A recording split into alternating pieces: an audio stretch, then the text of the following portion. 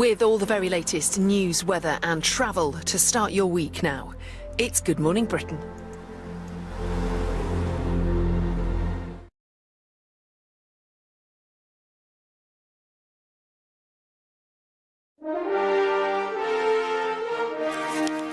Good morning, Britain. The parents of Nottingham student Barnaby Webber give us their reaction as the government orders an investigation into the mental health treatment given to his killer. Barnaby's mother says her son, his friend Grace O'Malley Kumar and school caretaker Ian Coates were let down by the health service, the courts and the police. You have blood on your hands.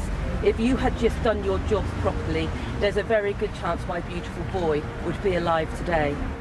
This morning, Emma and David Webber will tell us why they want a full public inquiry, and we'll ask the Health Secretary if Britain's mental health services have enough resources. President Joe Biden blames Iran for a drone attack on a US base in Jordan, which has killed 3 American troops and injured many more.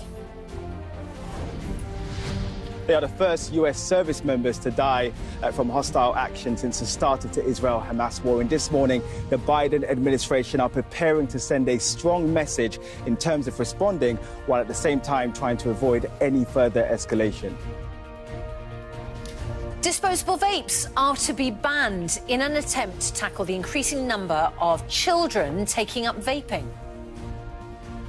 And is it time for men to stop opening doors and offering their seats to women? Football legend Chris Kamara says that he felt like a dinosaur when he offered a, quote, mature lady his train seat, and she replied, "Why would I need to?" So, is it the end of the age of chivalry? Another mild week of weather ahead with outbreaks of rain. It remains unsettled with more wet and windy weather in the forecast. I'll have all the details of that and more coming up on Good Morning Britain. Monday, 29th of January 2024.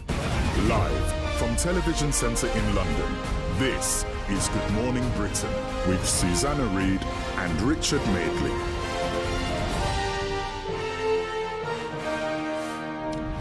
Good morning, Britain. Good morning, Richard Madeley. Good morning, Susanna Reid. Now, if we were standing in the studio... Yes. Or actually, I was seated... Yes. There were no seats available. Would you be offended if I stood up and said, "Please, have my seat"? Well, how would you feel? Do you know what? I think I would... If I was offended, I'm a bit speechless about it, because I'm wondering, actually, whether I might, a bit like the woman on the tube, say... Yeah.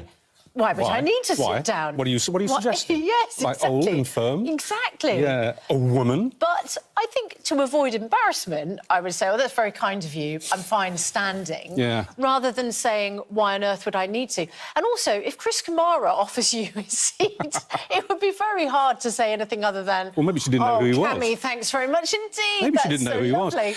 was.